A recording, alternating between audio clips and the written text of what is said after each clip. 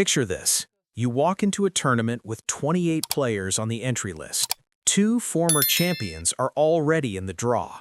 The surface beneath your feet is indoor red clay, and you have not played a single competitive match on clay yet in 2026.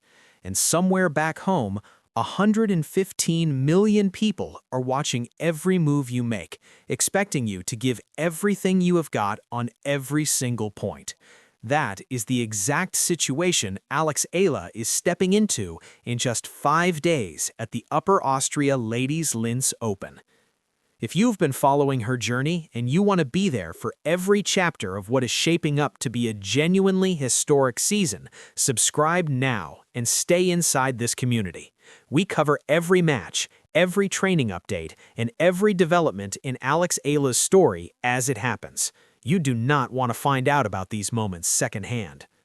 Now let's talk about what is waiting for her in Linz, why it matters far beyond one tournament, and what the training footage from this week tells us about how seriously she is taking this challenge. The WTA 500 Upper Austria Ladies Linz Open is not the kind of event you would describe as a gentle introduction to clay court tennis. The defending champion is Ekaterina Alexandrova, currently ranked 13th in the world, a player who knows those exact courts inside out from winning the title there just 12 months ago.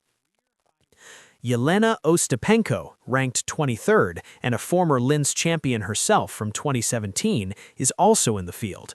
Ostapenko plays a style of tennis that is aggressive, unpredictable, and capable of overwhelming an opponent before they've had a chance to settle.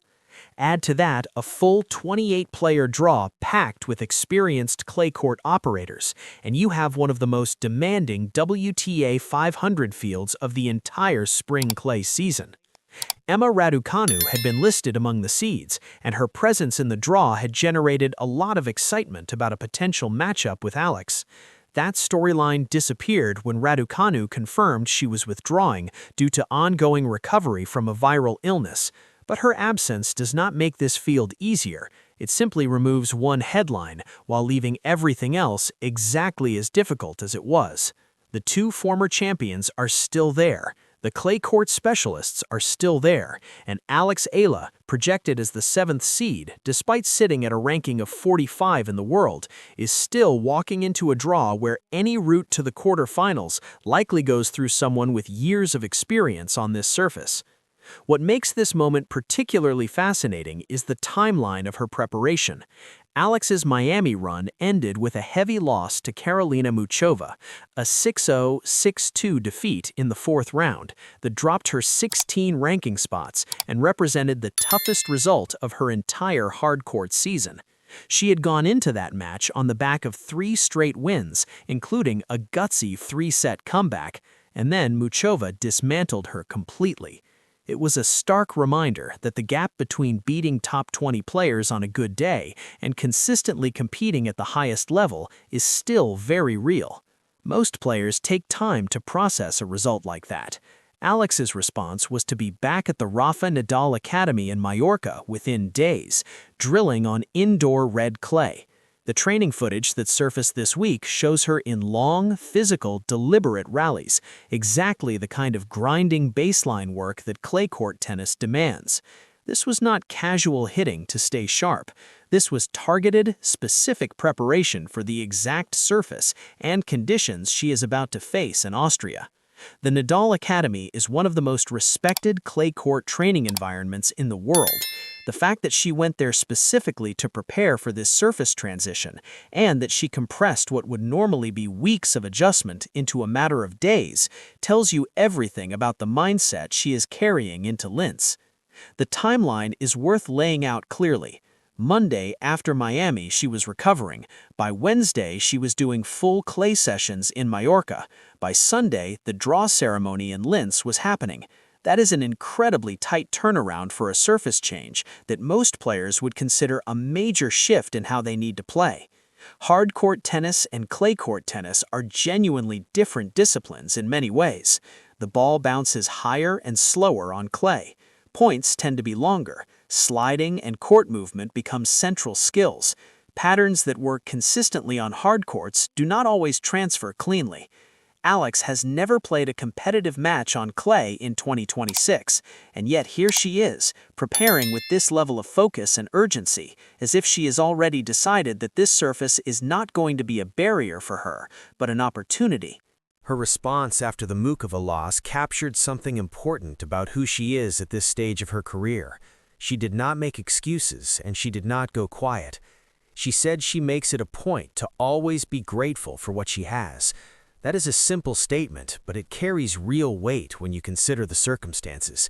She had just lost the most one-sided match of her hard-court season. She had dropped ranking spots she had worked hard to earn, and her response was gratitude rather than frustration. Then the footage from Mallorca arrived and showed the gratitude being backed up by work. That combination, the calm after a hard result followed immediately by serious preparation, is a pattern that her supporters have been watching develop for a while now. The Filipino fanbase, which has been one of the most organized and passionate communities in women's tennis over the past year, picked up on this moment immediately. In the days after the Miami loss and before the Linz draw, hashtags like Pinoy Pride and Alex Eala surged across social media platforms. Major Philippine sports outlets were publishing updates about the training sessions in Mallorca, dissecting the footage for signs that she was ready, writing about the upcoming clay debut with a mix of pride and genuine anticipation. One phrase that circulated widely was "clay season loading," which captured the mood perfectly. This was not nervous energy, it was organized, focused excitement from a community that has been watching this trajectory long enough to trust it. And the trajectory is genuinely worth trusting. The pattern of her development is one of the clearest things about her story when you look at it from a distance. She won WTA 125 titles first, then broke through at WTA 250 level, then started making deep runs at WTA 1000 events. At Indian Wells in Miami last year, she beat top 20 opponents and showed she could compete at the highest level of the sport. Each time she moved up a level, there was a period of doubt, followed by a period of preparation, followed by results that justified the belief her supporters had always held. Linz sits within that same arc. The doubt is visible in the form of people questioning whether she can compete on clay without any 2026 experience on the surface. The preparation is visible in the Mallorca training footage. The results are what the next few days in Austria will determine. There is also something significant about the way the WTA itself framed this tournament. The official coverage headline described it as past champions Alexandrova and Ostapenko leading the Linz field, with Eala set to make her debut. The fact that a 20-year-old is being mentioned in the same headline as two former champions of that specific event is not accidental. The WTA's editorial team chooses which names to highlight in event previews based on drawing power, narrative value, and who is going to generate interest from the global audience. Including Alex Eala in that headline alongside players who have Grand Slam titles and years of clay court success is a statement about her commercial and narrative significance to the sport right now. The governing body of women's tennis is telling you that she moves the needle in a way that very few players her age do anywhere on the tour. Put yourself for a moment in the position of Alexandrova or Ostapenko heading into this tournament. Both of them have experience and surface knowledge on their side. Both of them have conquered Linz before, but neither of them carries the weight of an entire nation's expectations into every single match. Neither of them has training footage being picked apart frame by millions of people searching for signs of readiness. Neither of them knows what it feels like to have major national sports outlets tracking every practice session as if it were a semifinal. That external pressure is real, and it does not have a simple calculation attached to it. For some players, that kind of weight would be paralyzing. For Alex, based on everything we have seen over the past year, it seems to function as fuel rather than burden.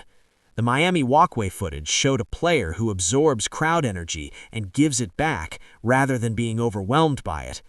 The significance of Linz also extends well beyond Austria. This tournament is the entry point to the European clay court season, the stretch of events that runs through Stuttgart, Madrid, Rome, and ultimately Roland Garros. Every ranking point Alex earns on the red clay in Austria goes directly into her position heading into those tournaments. A quarterfinal appearance in Linz could stabilize her inside the top 40. A semifinal could push her back toward the career-high ranking she was approaching just a few weeks ago, before the Mukova loss. And the impact goes beyond the numbers. Over 115 million Filipinos represent one of the fastest-growing tennis audiences anywhere in Asia, and they are watching this clay court debut as a genuine test of whether their champion can succeed on the one surface that has historically been the territory of European tennis supremacy. The next 6 weeks, from Linz through Madrid, will determine the character of Eala's 2026 season in a way that the hard court results alone could not fully settle. A strong run through the clay swing would mean the year is no longer just about hard court highs and hard losses. It would mean she is developing as an all-surface competitor, which is the final threshold between being a player who is exciting to watch and being a genuine force across the full calendar year. The questions in front of her right now are real and fair ones. Can she adapt quickly enough to clay to be competitive against players who have spent years developing their game on that surface? Can she handle the pressure of being the story, the one everyone is watching, in a field that includes former champions who have been doing this at the highest level for a decade? Does the preparation she has done in Mallorca translate into the kind of adjusted baseline game that clay demands in actual match conditions? These are not questions with obvious answers, and anyone who tells you they know exactly how this is going to go is overstating their confidence. What we do know is that she is prepared specifically and seriously for this challenge. We know she responded to the toughest result of her hard court season, not with doubt, but with work. We know the WTA has placed her name in the same sentence as defending champions in its own official tournament coverage. We know that 115 million people back home are going to be watching every match she plays, creating the kind of home crowd atmosphere in an away tournament that very few players ever experience in their careers. And we know that every time doubt has appeared in her story before, the response has been preparation followed by results that rewarded the believers. The draw ceremony happened on April 5th. The matches begin April 6th. Stuttgart follows right behind. Madrid comes after that. The clay chapter of this story is not approaching anymore. It is already here. And the woman at the center of it arrived in Austria having done the work, carried the calm, and earned the moment. Subscribe now because this story moves fast. The next update from Linz could be the one that changes the entire conversation about what Eala is capable of, and you do not want to be the last one to know about it.